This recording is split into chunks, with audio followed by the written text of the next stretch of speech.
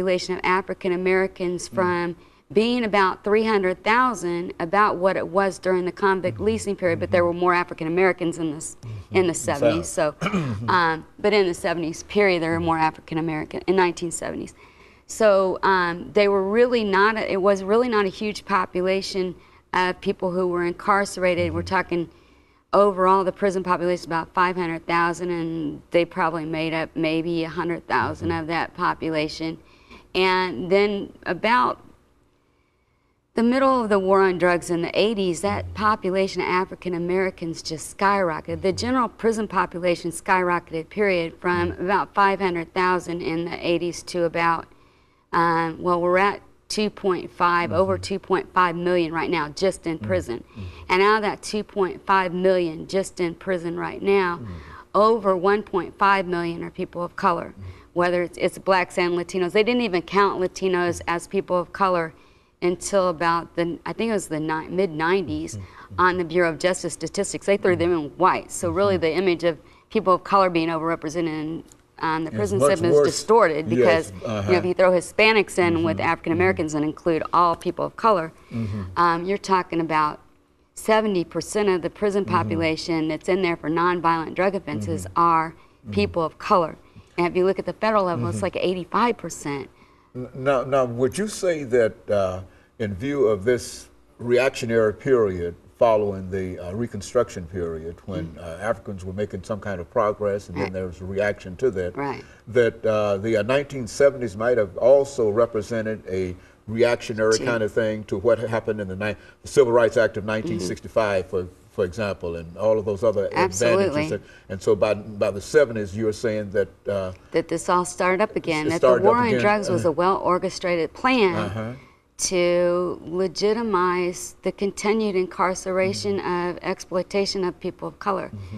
Now, if we say that, then who should we point to? I mean, is there a governmental entity, or is there a movement somewhere that's intended to indicate this? I don't know if we can point to an individual as much as we can point to a structure.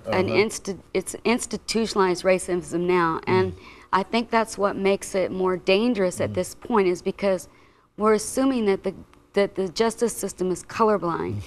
But the justice system is not colorblind, because when you look at the statistics of people who are arrested for nonviolent drug offenses, most of them are white. I mean, the majority of them are white. 70% of them are white, but 70% of the people spending time in prison for those are African Americans. So it's completely flip-flopped. And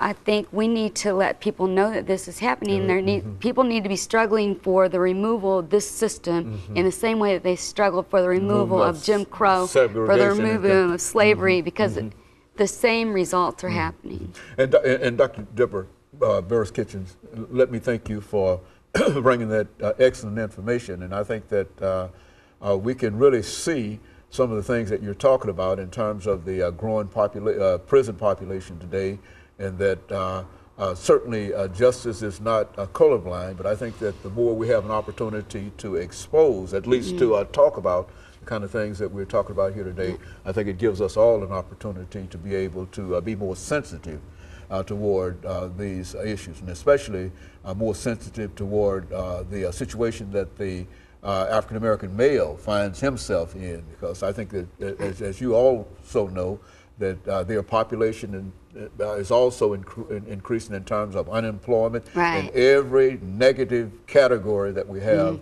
we're dealing with a real problem within this population. And so I just want to thank you for bringing that information back and demonstrating that it just didn't start last week or last year or whatever, but that this has been a constant and continuous pattern, you see. And so, and since I can't see the time, I do imagine that we have about 10 or 12 seconds to go, but I certainly appreciate you coming by and giving us that information. And of course, let me encourage our audience to tune in again next week for another informative edition of Comments. Thank you and good morning.